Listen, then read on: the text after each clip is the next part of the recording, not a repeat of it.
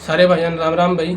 तो इस वीडियो के अंदर हम 3 टॉपिक पे बात करेंगे। एनटीपीसी की कट ऑफ क्या रह सकती है, एनटीपीसी की प्रिपरेशन कैसे करनी है और एनटीपीसी का बेस्ट जोन कौन सा रहेगा। इन 3 टॉपिक पे हम जल्दी से बात करेंगे भाई। अगर आपको एनटीपीसी एग्ज़ाम से रिलेटेड कोई भी इन्फॉर्मेशन चाहिए भाई, तो आप हमारा टेलीग्राम ग्रुप ज्वाइन कर सकते हैं, जिसका लिंक मैं डिस्क्रिप्शन के अंदर दे दूंगा। वहाँ पे आप कोई भी आपका क्वेश्चन पूछ सकते हो, आपको रिप्लाई ज़रूर मिलेगा भाई। किसी टाइम आप मैसेज करना, आपको रिप्लाई कंफर्म मिलेगा।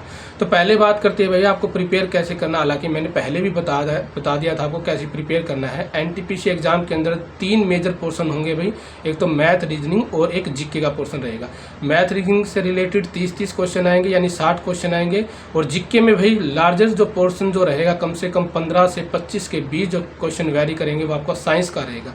यानी मोटा मोटी हम देखें तो भाई 75 से लेकर 80 क्वेश्चन जो होंगे 3 सब्जेक्ट से आएंगे, मैथ, रीजनिंग और साइंस से रिलेटेड भाई।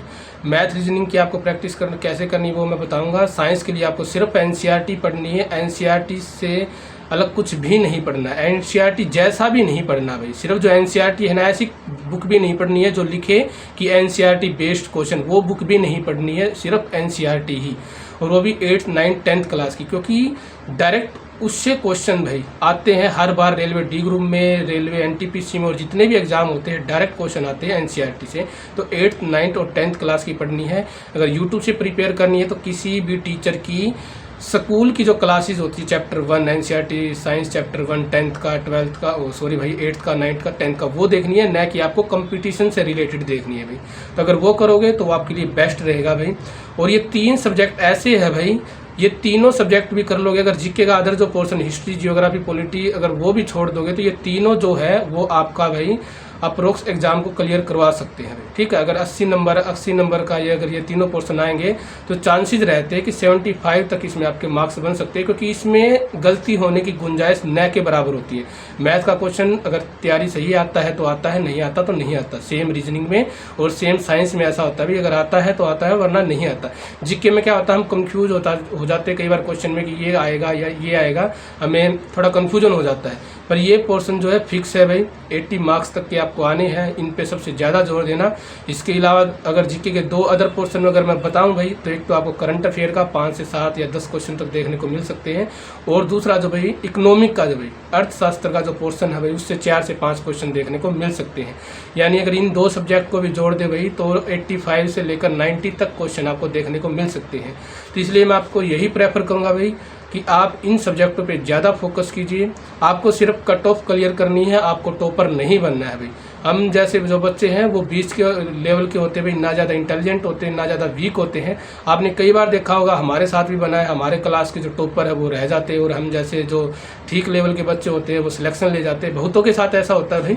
तो किस लिए होता है, क्योंकि हम चीज़ों को शॉर्टकट तरीके से देखते हैं। हमें चाहिए सिर्फ सिलेक्शन, भले ही वो 1 नंबर से हो, भले ही वो 0 पॉइंट कुछ नंबर से हो। ठीक है, हमें कुछ ऐसे स्टेप्स लेने हैं जो हमारा सिलेक्शन को पक्का करवाए। ठीक है, तो आपको क्या करना है, सुबह और शाम को भाई अपना मॉक टेस्ट देना है, फुल मॉक टेस्ट देना है। ठीक है, दिन में सुबह, और साथ में आपको सुबह आपको जो करंट अफेयर की मैंने बुक बताई थी पिछली वीडियो के अंदर, अरिहंत की जो समसामयिक आती है 6th मंथ की, वो पढ़नी है। फुल मॉक टेस्ट देने, हर रोज़ 2 तो देने ही देने हैं। और जो दोपहर में आपको या फिर शाम को भी आपको छोटे जो पोर्शन है मॉक टेस्ट के भाई, जो 10 क्वेश्चन वाले होते हैं या 20 क्वेश्चन वाले होते हैं, वो देने हैं। इसके अंदर आपको स्पेशली जो मॉक टेस्ट देने हैं वो साइंस के देने हैं और करंट अफेयर के देने हैं। इसके अलावा आप क्या कर सकते हो भाई, इसके अलावा आप ये कर सकते हो कि छोटे छोटे जो मैथ और रीजनिंग के टॉपिक वाइज भी आप क्वेश्चन मॉक टेस्ट दे सकते हो। इससे क्या बेनिफिट होता है भाई, आपको एक तो क्वेश्चन याद रहेंगे। ठीक है, क्वेश्चन याद रहेंगे। कोई भी मैथ का एक क्वेश्चन आया, पर्टिकुलर क्वेश्चन आया, उसमें कोई फॉर्मूला यूज होता है, तो अगर एक बार वो क्वेश्चन आपको नहीं आया तो आप उसकी डिटेल देखोगे, आप उसका तरीका देखोगे कि क्या इसमें फॉर्मूला एप्लीकेबल हुआ है, वो चीज़ें आपको याद रहेगी। कुछ ज़्यादा ही चीज़ें बार बार आ रही है और आपको याद नहीं रह रहा, तो आप उसको एक कॉपी के अंदर लिखो, उसको अच्छे से रटो, और फिर आगे अगर ऐसा कोई क्वेश्चन आए तो उसके ऊपर वो फॉर्मूला एप्लीकेबल करो।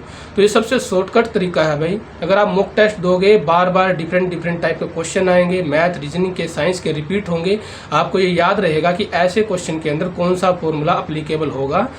तो ये सबसे बेस्ट तरीका है भाई। अगली बात करेंगे हम बेस्ट जोन कौन सा रहेगा। देखिए भाई, अगर अपने होम जोन को ही प्रेफर करना भाई, ठीक है।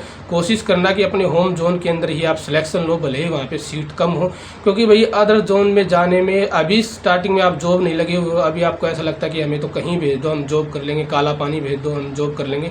हमें भी जॉब लगने से पहले ऐसे ही लगता था भाई, मैं भी हरियाणा से होकर गुवाहाटी से भी आगे नागालैंड बॉर्डर पर जॉब कर रहा हूँ अपनी लमडिंग डिवीजन के अंदर, NFR नॉर्दर्न फ्रंटियर रेलवे के अंदर। भाई पहले ऐसी जॉब लगने से पहले लगता था भाई, पर जॉब लगने के बाद भाई काफ़ी डिफ़िकल्टीज आती है, परेशानियाँ आती है भाई। 2-2 दिन का लंबा सफ़र करके घर जाना होता है, फिर वापस आना होता है भाई, और भी भाई खर्चे बहुत ज़्यादा हो जाते हैं, ठीक है। तो प्रेफर यही करूँगा कि अपने होम जोन के अंदर लेना।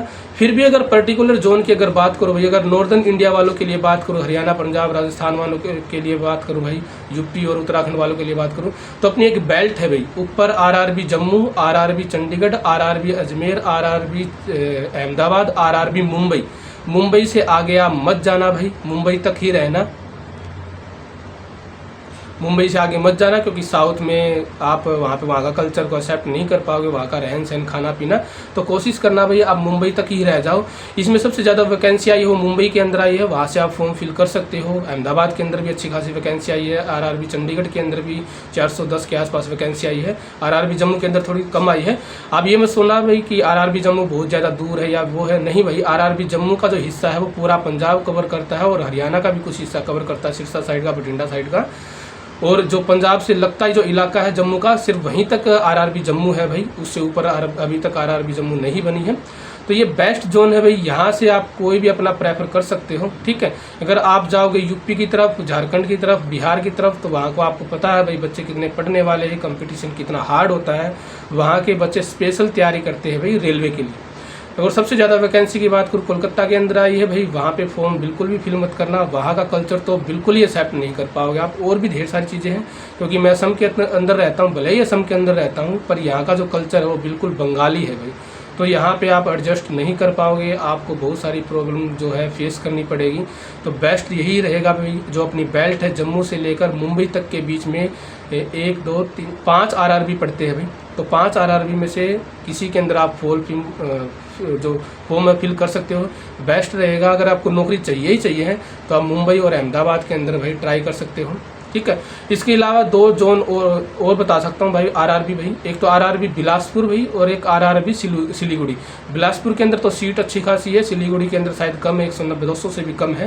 तो ये 2 जोन भी भाई आपके लिए ठीक रहेंगे अगर आपको जॉब चाहिए किसी भी कंडीशन में, और आप ये मानते हो कि हम तो कहीं भी सर्वाइव कर जाएंगे, तो RRB बिलासपुर और RRB सिलीगुड़ी से भी आप भाई फॉर्म फिल कर सकते हो। ये टोटल 7 RRB है भाई, जहाँ पे नॉर्दर्न इंडिया वाले अपना जो है भाई सर्वाइव कर सकते हैं अच्छे तरीके से, और ज़्यादा डिफ़िकल्टीज आपको फेस नहीं करनी पड़ेगी। अगर बात करें भाई कट ऑफ पे, तो भाई पिछली साल की अगर कट ऑफ देखोगे तो आप देखोगे ज़्यादातर जो RRB कट ऑफ थी भाई वो 80 प्लस गई थी, कई की तो कट ऑफ जो है भाई 93 तक गई थी अगर आप ध्यान दोगे तो, जिसमें जो RRB अहमदाबाद है, चंडीगढ़ है और अजमेर है, इन जोन की अगर आप कट ऑफ देखोगे तो बहुत ज़्यादा हाई थी भाई, ठीक है। पर वो क्या होता है भाई, इसमें नॉर्मलाइजेशन होता है भाई, हमारे भी मार्क्स भाई 70 के आसपास थे, हम जो जितने आसपास रहते हैं हम अपने DRM में, तो सबके मार्क्स 69, 67, 71 ऐसे थे, पर नॉर्मलाइजेशन होके हमारे मार्क्स भाई 80 प्लस तक चले गए थे, इसलिए कट ऑफ ऐसी लग रही है। अभी आपको लग रहा होगा कि इतनी ज़्यादा कट ऑफ कैसे जा सकती है, तो ये नॉर्मलाइजेशन होके कट ऑफ गई है, इसमें डरने वाली बिल्कुल भी बात नहीं है। अगर आप अपने एग्ज़ाम के अंदर 70, 71, 72, 75 तक भी आप मार्क्स लेके आते हो भाई, तो आपका सिलेक्शन आराम से हो सकता है। और मैथ, रीजनिंग और साइंस ऐसे पोर्शन है भाई, आपको फुल में से फुल मार्क्स लाने की पॉसिबिलिटी को बढ़ा देते हैं, ठीक है। ये आप अगर मैथ, रीजनिंग और साइंस का आप देखोगे, प्रीवियस ईयर के क्वेश्चन देखोगे, तो आप देखोगे नॉर्मल लेवल के होते हैं, बहुत ज़्यादा हार्ड लेवल के नहीं आपको देखने को मिलेंगे, मॉडरेट लेवल का आपको एग्जाम देखने को मिलेगा। और साथ में अगर देखोगे CBT 2 की अगर बात करोगे तो उसमें क्वेश्चन लेंदी भले ही हो भाई, पर ऐसे क्वेश्चन नहीं आए थे कि जो सोल्व ना हो सके, क्वेश्चन लेंदी थे, आपको स्पीड अपनी बढ़ानी पड़ेगी।